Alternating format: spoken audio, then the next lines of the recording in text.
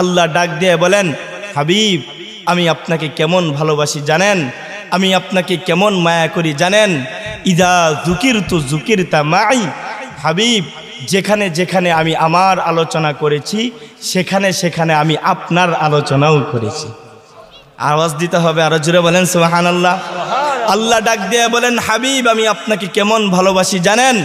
ইদা যুকিরতু যুকিরতা মাই, হাবিব যেখানে যেখানে আমি আমার আলোচনা করেছি সেখানে সেখানে আমি আপনার আলোচনাও করেছি।